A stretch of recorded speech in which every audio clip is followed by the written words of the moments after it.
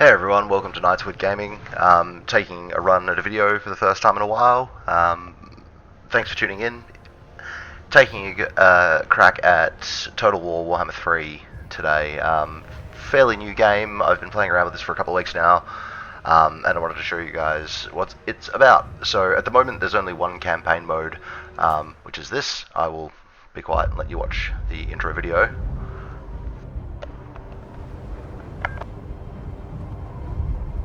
This world has been sundered by a tide of arcane energy.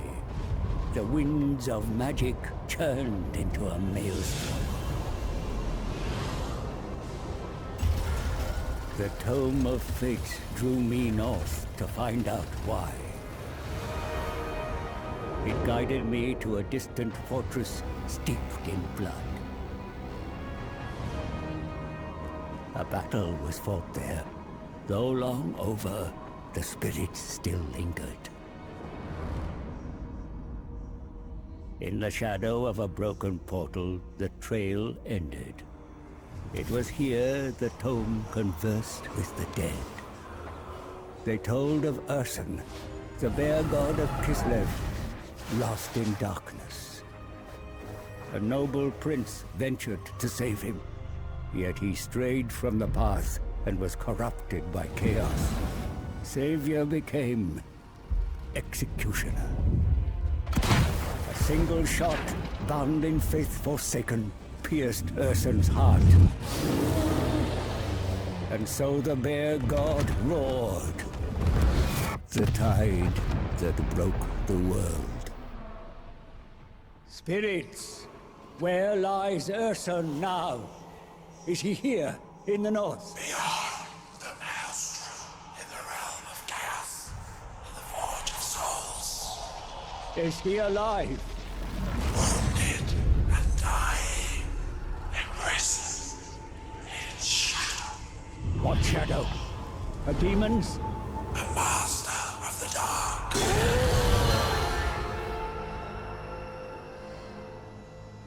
I knew who shackled the bear.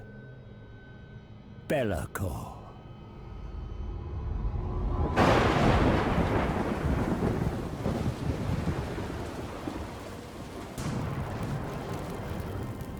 Only a fool would challenge Belacor.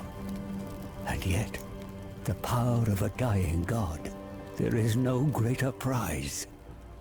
A mere drop of Urson's blood would break my curse, ending my servitude to this accursed book. Free to profit from its secrets. But Urson is locked in the Forge of Souls, deep in the realm of chaos, and I cannot enter this nightmarish domain. All routes have been sealed by the maelstrom. There must be a way. The tome unveils a spell to summon a portal. One to bypass the maelstrom and create a door into chaos. Knowledge to bargain, for I need an ally. One who is tempted by the power of the god bear and can withstand the horrors within.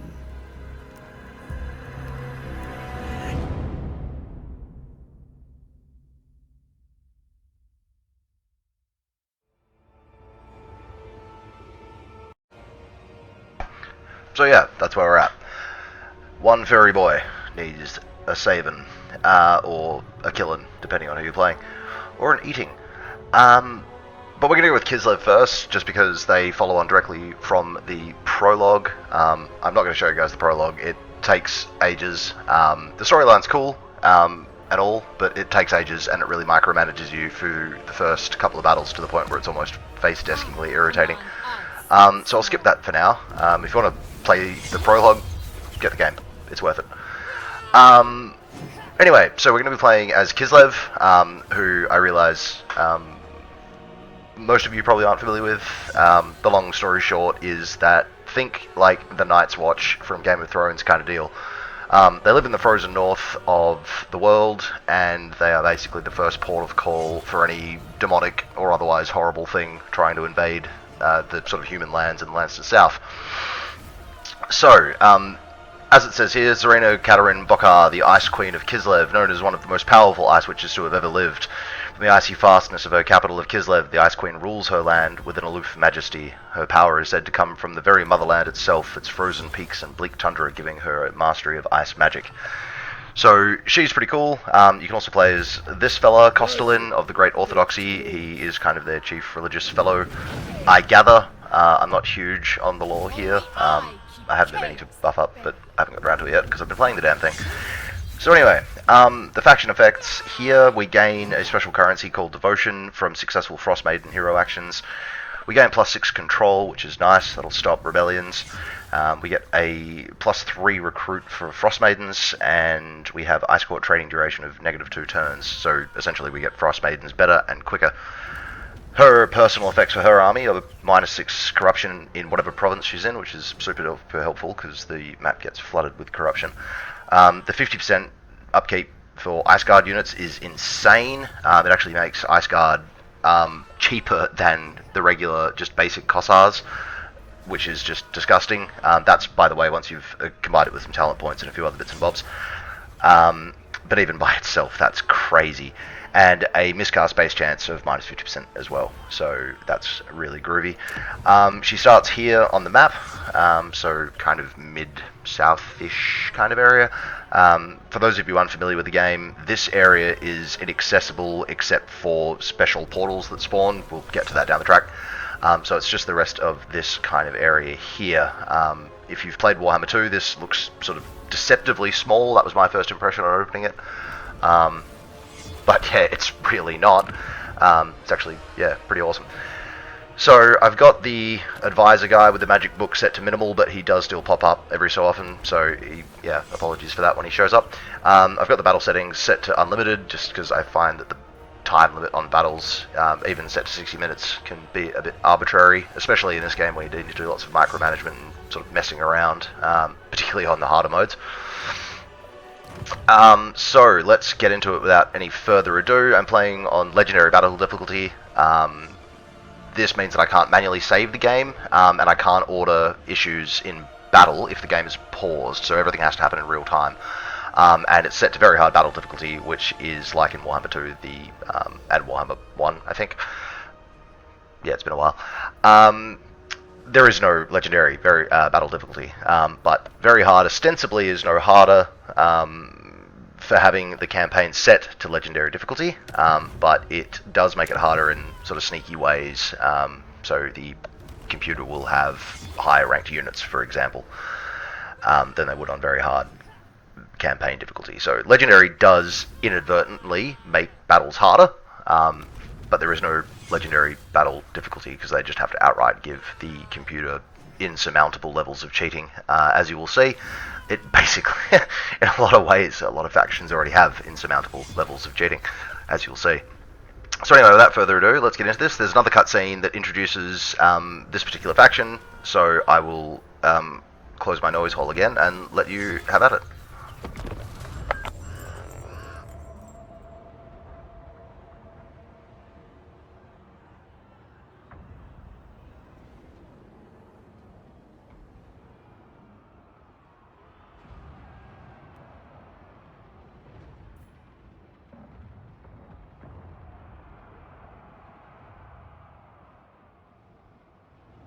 Just leave that a sec so you can read that.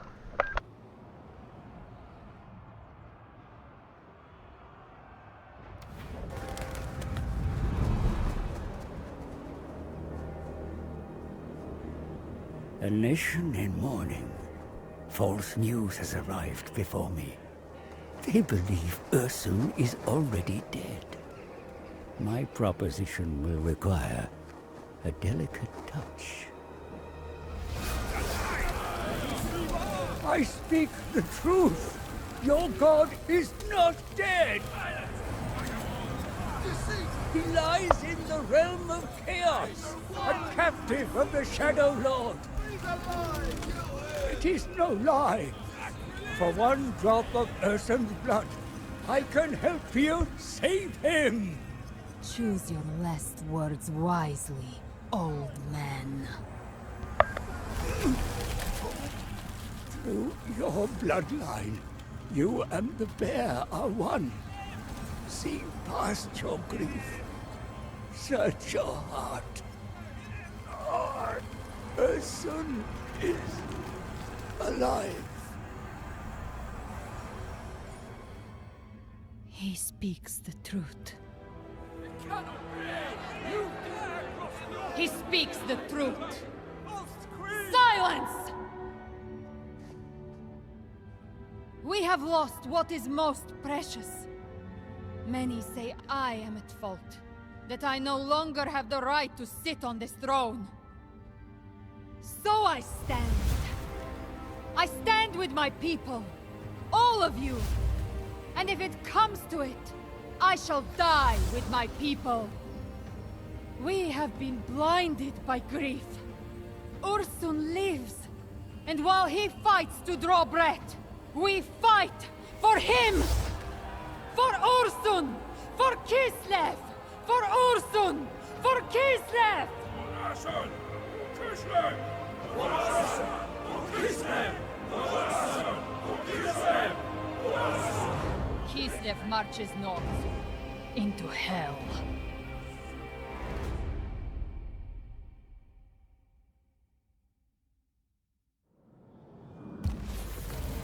Our goal is to rescue Ursun, the god bear of Kislev, from the clutches of Bellicor. After fraught bargaining, my price is agreed, and I will do all I can to guide the Kislevites to their lost god.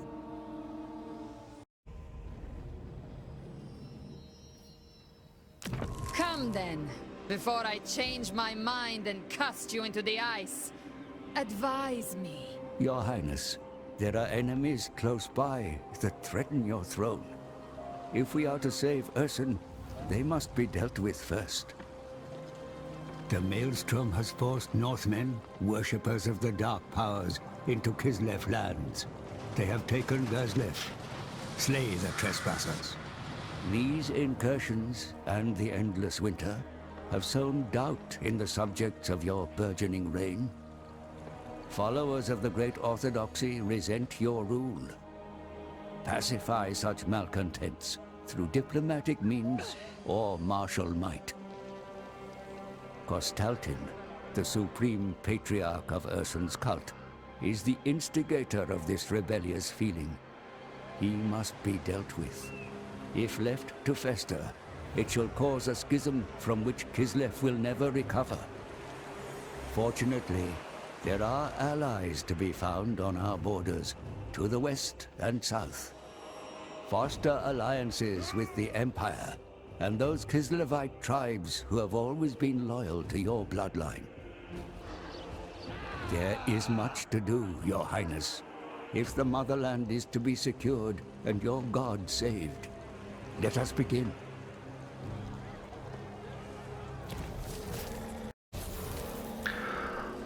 Okay, so this is what I was talking about earlier with the devotion. It's tracked up here, and it gives you access to various bits and bobs. You can read that for yourself, and I'll just show you as we go. I'm going to try and not over-explain everything here. So this refers to the Ice Court, which is where you get the Frostmaiden heroes that we get better and faster, as I previously mentioned, and we can also appoint these blokes called Atamans, which kind of rule over a province. You can field them if you want to, or they can just kind of sit quietly in a city and do some cool stuff. So, we're going to get straight into the first battle here. Yep, there really is no time for screwing around in this campaign, so we're just going to go straight for it. It's going to give us a Pyrrhic victory on the auto roll, but we're definitely not going to do that. And of course, because we're on Legendary difficulty, we can't save beforehand. If you're new to this game, I would very much recommend not playing on Legendary difficulty, and saving as often as you can. Very hard is still really, really challenging. I'm just going on Legendary mode because I kind of like it. And also it'll make interesting content for you guys, because I will probably inevitably get my butt handed to me in a variety of unforeseen ways. Okay, so just going to chuck Katerin out the front. I'm going to control group these guys just for the sake of ease for this battle.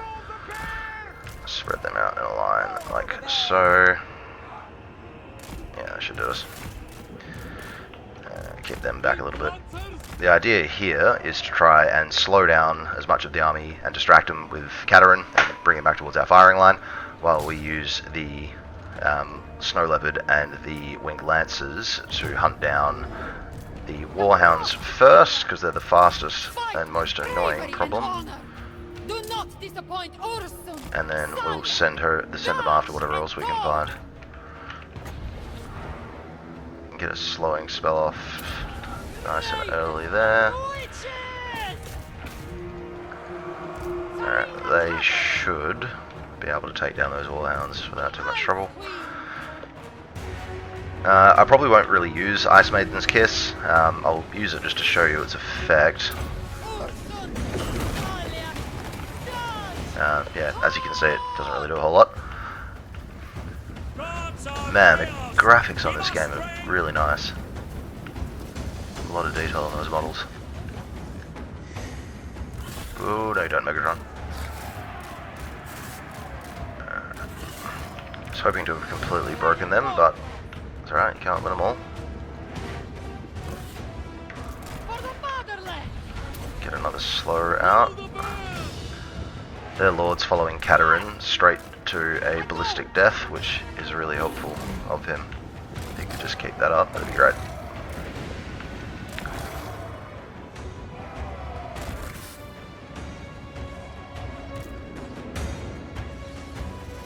It is so.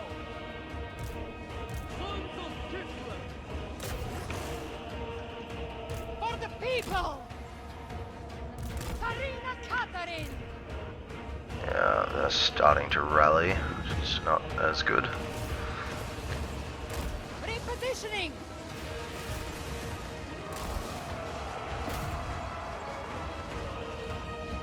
Oops. Karina Katerin. Katerin moving. That is less than ideal. Advancing. Some of that. Kislev Supreme. Just going to use Katerin to kite these guys around a little bit. Have more time to shoot them. Lord will hit our lines, but he shouldn't do too much damage, being a level 1. Sons of Kislev! Armored Cossacks! Let's make sure they're never coming back. Those Warhounds are off the field. Cavalry in this game is still not great. If you played Warhammer 2, you'll know what I'm talking about. If not, the long and the short of it is that cavalry was in a pretty sorry state, to the point where it almost wasn't worth playing with 95% of the time, because it was just expensive and didn't do as good a job as a dozen other things.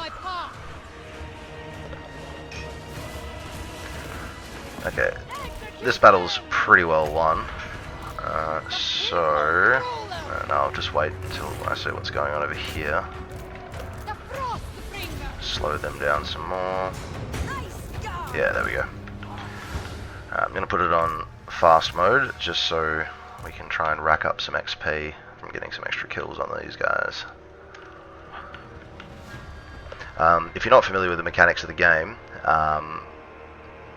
units are awarded a sort of global amount of experience at the end of the game based on the kind of victory that you got, or defeat. You still do get experience in defeat, just not much.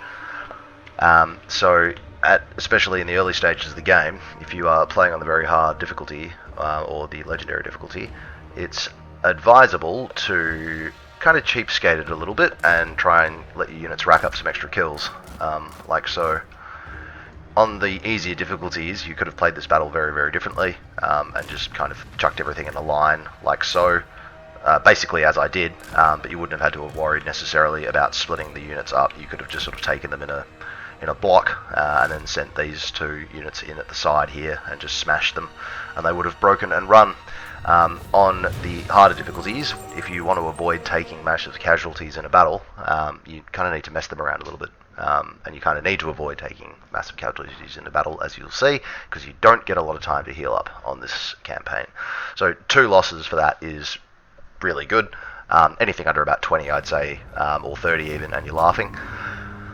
that pertains to this here, which is your choices at the end of the battle. So again, if you're not familiar with the game, the short version is at the end of the battle you get to pick some stuff that you can do with the things that the people or the things, creatures, whatever that you've captured. You can kill them for leadership bonus. You can replenish off them, so you heal up your units off the remains of their units. Usually that's a really solid option. 9 times out of 10 I would say take that. For Kislev, however, and having taken so few losses, I would recommend taking the Sacrifice Captives option and gaining as much devotion as you can as quickly as you can. It's really, really useful.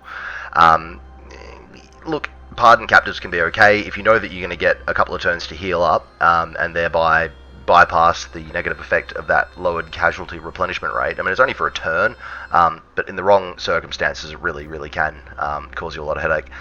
And it's just not worth it for 250 gold. You know, if that was 2,500 gold, I'd say, yeah, let's go for it. But it's not, so let's not. So we'll take the devotion, which is good. That buffs us up to 135 already. We get these quests here that attract either through this tab or down the side here if they're pinned.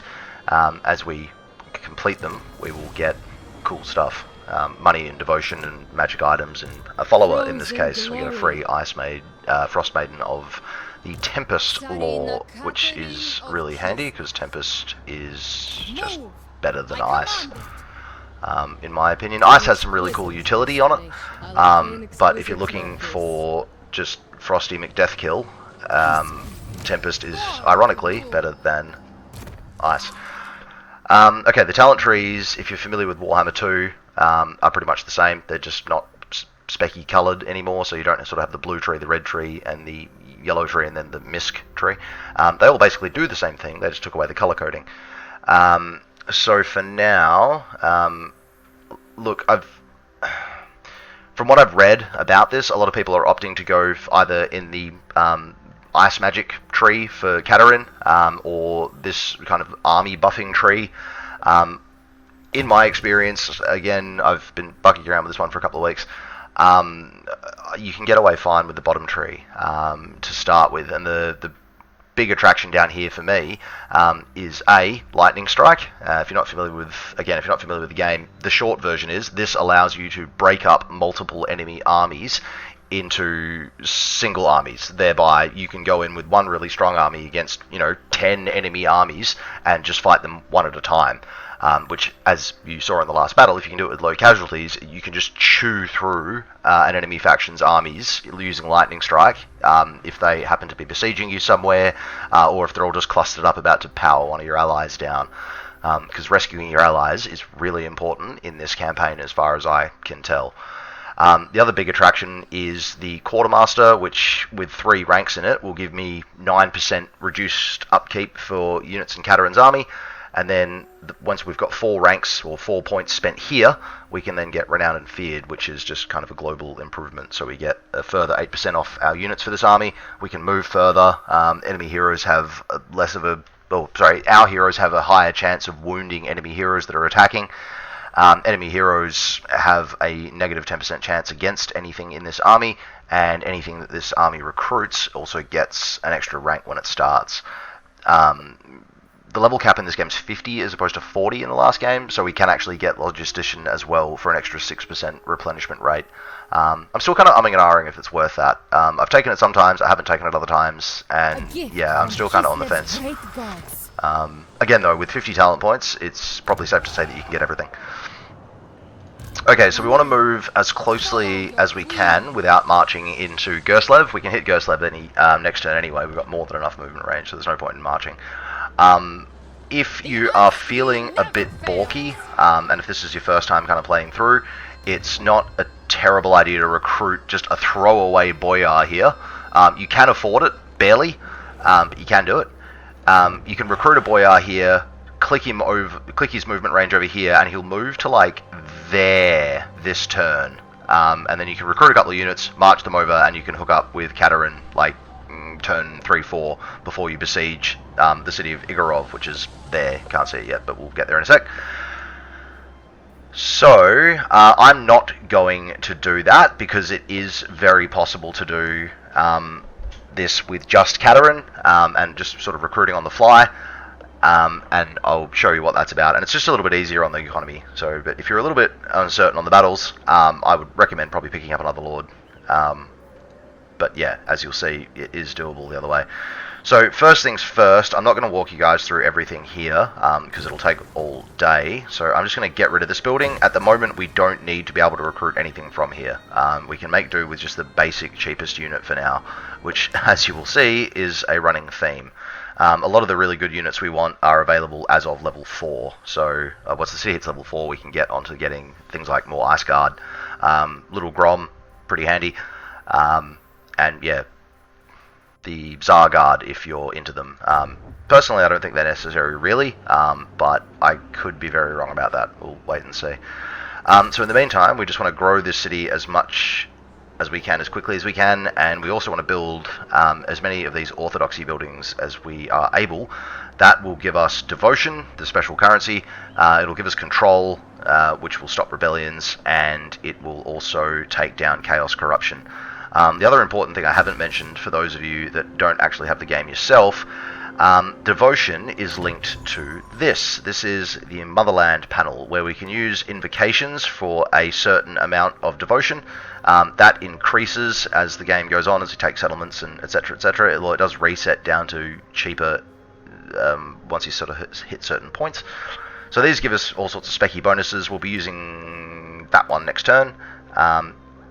Much more importantly, down here is the supporter tab. The long and the short of this is that in order to unite the people of Kislev under one banner, you need to be beating the Grand Orthodoxy, that other faction that I showed you at the start. You've got to beat them to 600 supporters. Now, beating them to 600 supporters is like pretty easy, but you really, ideally, want to beat them to 50, because if you can beat them to 50 and get this early groundswell, it makes it really easy to beat them to all of these additional checkpoints along the way, and you just get really nice bonuses. And for hitting 50 before them, you also get like 2 grand and something else, which is one of those quests that'll pop up in Eternal. So for now, we are going to demolish that building. We're going to build those 2. Katarin's done everything that she can. We can issue a commandment, obviously, over the region of Kislev. You can take control if you want. The debuff for enemy movement range is pretty handy as well, I guess.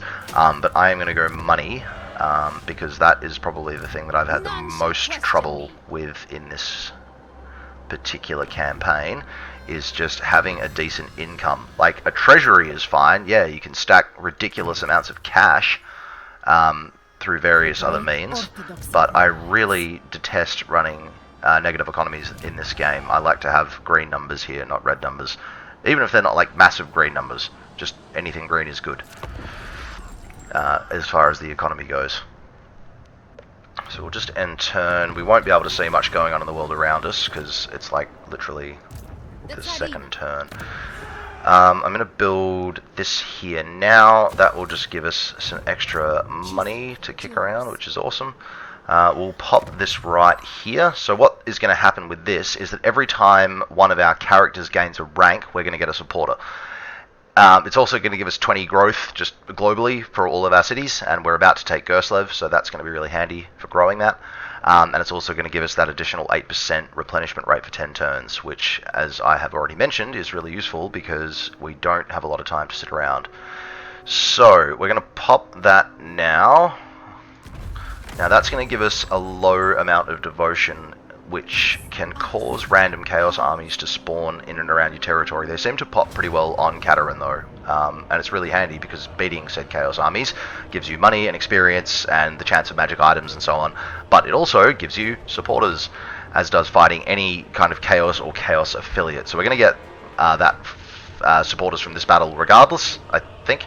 But we will also for these 2 characters leveling up. So this says it's going to be a crushing defeat. If you're unfamiliar with the game, or even if you are familiar with the game, it seems to be in Warhammer 3 that it's very, very much like Warhammer 2, except it gives you like a way worse outcome on auto roll, like 90% of the time. But just like in Warhammer 2, auto resolve is drunk, go home, auto resolve. Like, it will tell you that you cannot win fights that you really, really, really can. So it says crushing defeat here, but we will just see how we go. I usually get through this one with a close victory, take a bit of damage, but nothing dies. The AI doesn't react exactly the same way every time, so it can be a little bit dicey, but we'll just see how we go.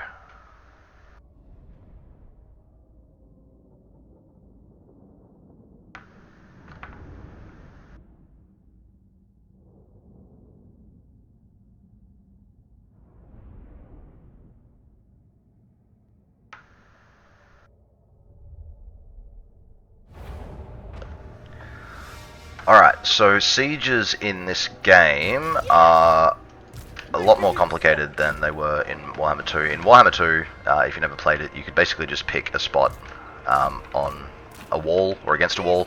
A minor settlement like this wouldn't even have a city to fight, you'd just fight a garrison in an open field. In this, it's all about these control points.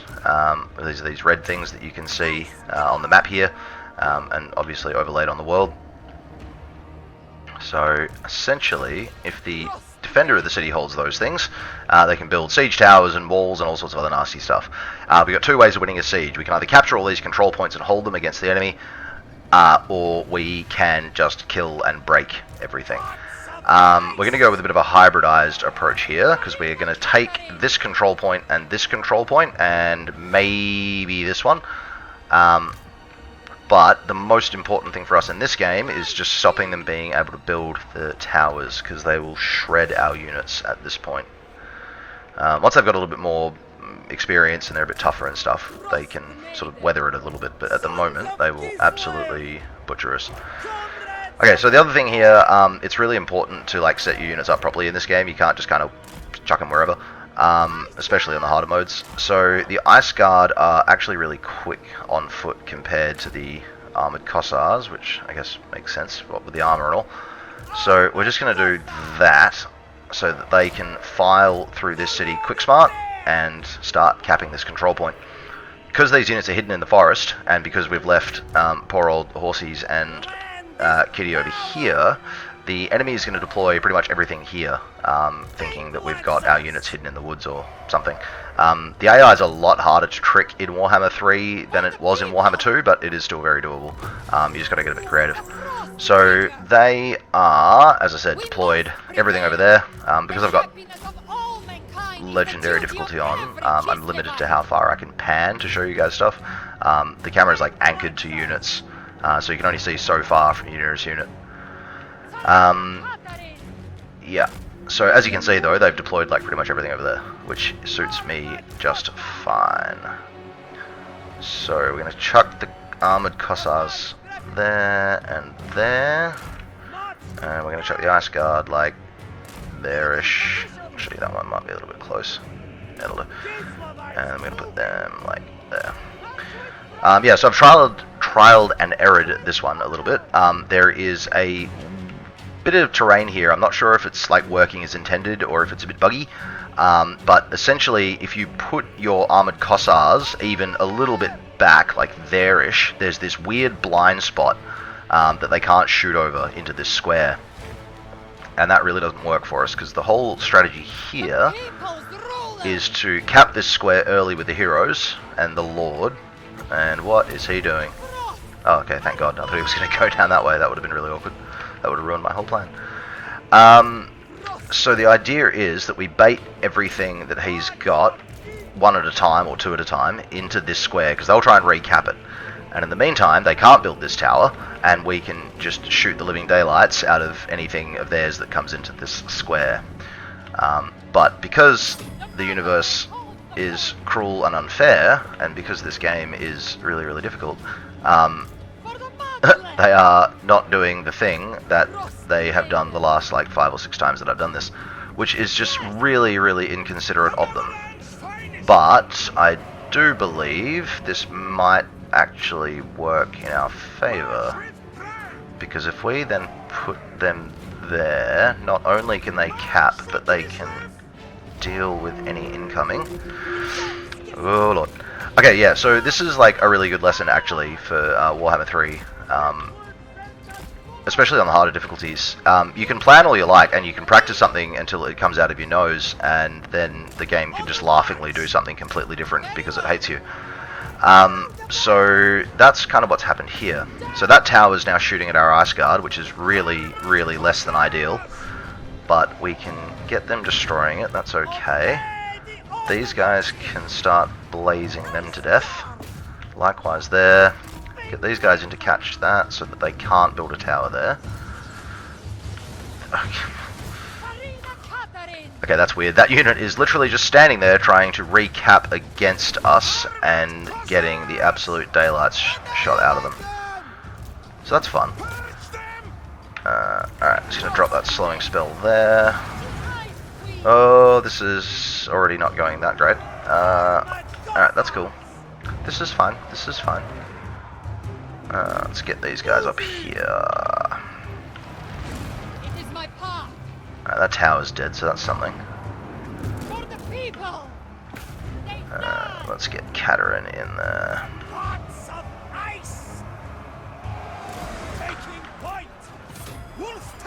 Okay, we've got 2 of the victory points, which is really handy. If we can put that lord down, we will be laughing. Oop, let's get the Frost Maiden out of there, she's getting kind of pummeled. No, I don't want to use Ice Shard, I want to use this bombardment spell over here. Like, there ought to do it. And then we slow them again. Yeah, that lord is getting shot to pieces, which is just absolutely outstanding. Yeesh. They are taking a mauling. Not much we can do about that. That is what the front line is there for, after all. I'm going to sneak these guys around and try and cap that victory point, but we'll see how that goes.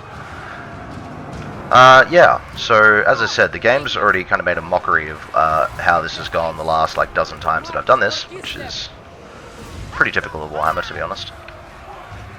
Okay, she's getting wrecked, so she needs to... Whoops, a daisy. Yeah, no, didn't want to do that. She needs to get out of there a little bit. Let's drop that again.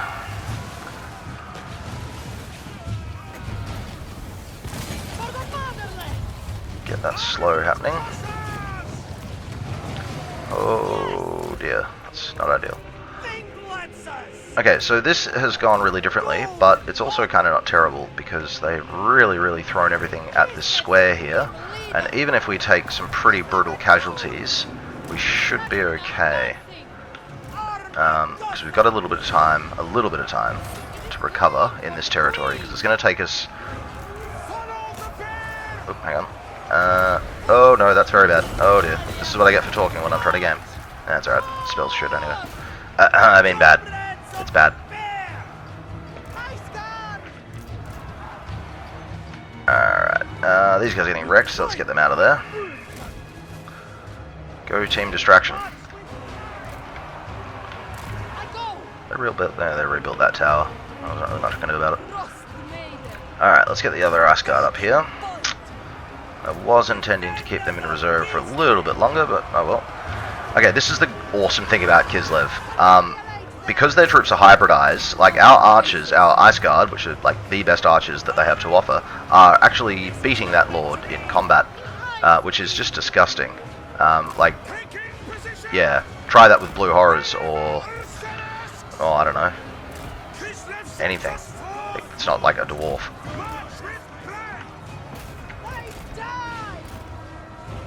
So yeah, generally speaking, missile troops in combat is a bad thing, but in melee combat is a bad thing.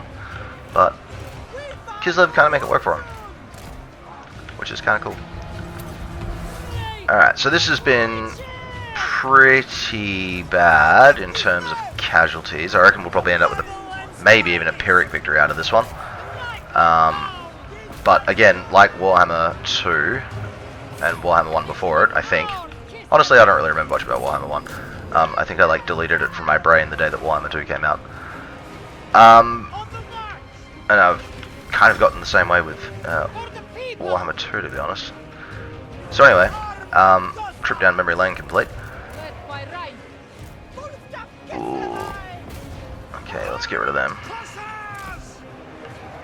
Yeah, so anyway, as I was saying, the victory conditions, the victory result, like whether it tells you got a heroic victory or a, close victory or whatever, it's like really arbitrary and kind of annoying sometimes.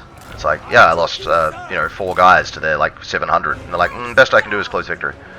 It's almost like the game's salty. You can't win this, and then you do win it. And it's like, well, you didn't really win it that good. So, with any luck, we might scrape a close victory out of this one, but I have a feeling it's going to be Pyrrhic. Look, it doesn't really matter hugely, other than the kind of victory that you get determines how much experience your Lord and character units get for the victory. So, ideally, decisive victory is, well, actually, no, sorry, heroic victory is best, but they're pretty hard to pull off. The decisive victory is, ideal in terms of getting your experience, but, yeah, it's not the end of the world. Like, a win's a win at the end of the day. Alright, so once that tower's captured, there we go. So that's something I didn't get to show you yet. When you capture a point that has active defenses around it, the defenses collapse. And it does take them a while to rebuild it. So even though those 2 units have got no hope of holding that against that incoming, it doesn't really matter. The damage is already done. And then while they're running over there to deal with that, I can scarper these guys around here and nick this next... Whoops-a-daisy. I can scarper these guys down here and nick this next one, and thereby undo the siege towers and so on that they're trying to construct there. Yeah, they're probably not coming back. Oh well. Yeah, okay. So we just need to get whatever we've got left. That's got ammo, that doesn't have ammo. So let's get you guys around here. Bring the Ice Guard up that way. Katerin and the hero can go this way. Oh yeah, she's got that magic missile. I was lucky. Oop, okay, no, they're coming down again. Let's just go to like there then. Heroes and Lords in this, at least for Kislev, seem to heal up pretty quick, so if Katerin takes a bit of damage in the last part of this battle, it's not really the end of the world. And I'd rather her take a bit of damage than any more of the units, because every casualty counts against us in terms of units potentially breaking and the aforementioned what kind of victory we get.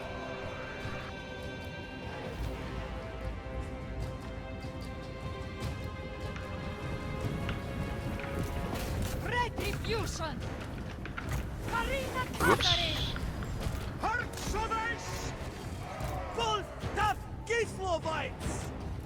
Just chuck all them there for now. And let's see. Oh, okay, fine. Be like that then. Okay, yeah, so that's the other kind of victory condition, I'm pretty sure. I don't think they broke from the army losses that time. I'm pretty sure that was them tapping out because we took all the victory points. Alright, yeah, Pyrrhic victory, like I said.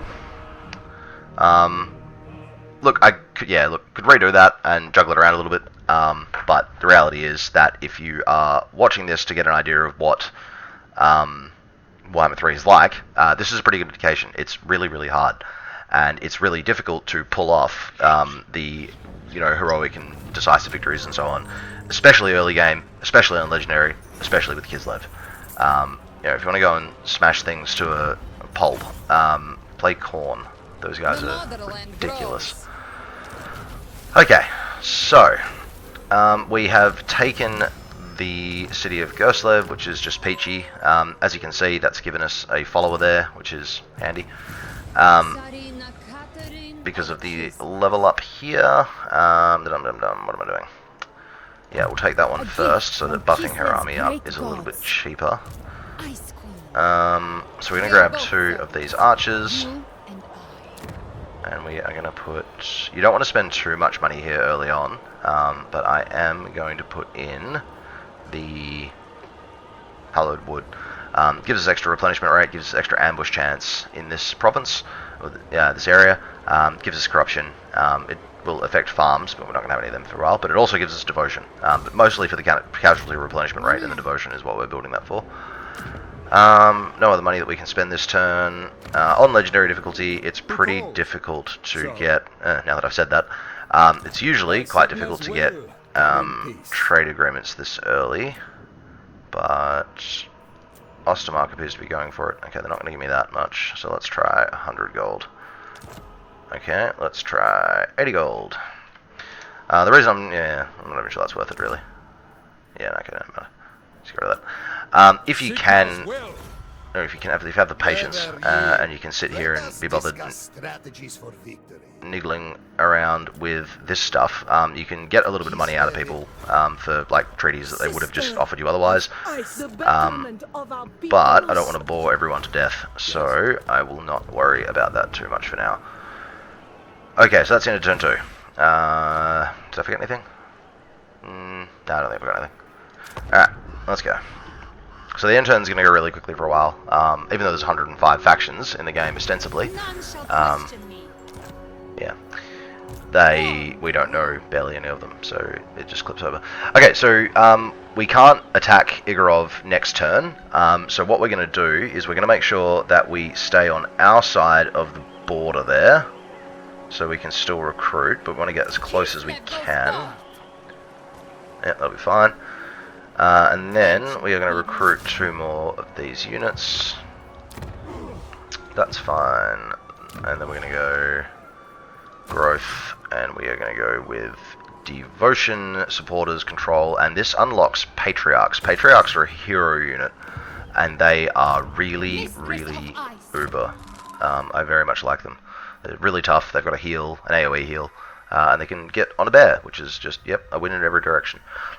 Okay, so Law of Tempest, as I said, is very damaging. It's got heaps of really good spells, like Biting Winds, a pretty good wind spell, kind of whooshes through the enemy ranks and carves them up a bit.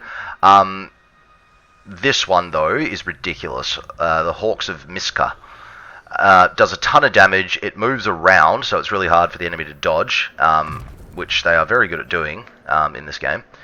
And it doesn't hurt your own troops, so you can wait until the enemy charges your lines, and then just nuke them with the thing with absolutely no repercussions to your own units. And that's just really, really good. Not quite Lord Croaks doesn't hurt your own enemy units for the amount of damage it does, but yeah, it's not bad considering they give you a free one straight away. Okay, so they're in our territory, but they're probably not going to besiege the capital, and even if they do besiege the capital, we've got, I mean, it doesn't look like much, but we've got 2 units of Zargard, which, like, you know what I said before, that I don't really like them that much. I don't really like them because they're not good, I just like things that can shoot, especially if I'm playing, like, an army like Kislev in a gun line. I quite like keeping sort of armies in flavour where possible.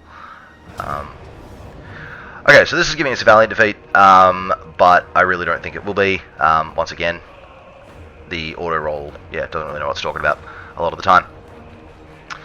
However, I think that's about half an hour, which is how long I said I was going to record for, so I'm going to leave this one there, and we will pick up in the next episode with this battle.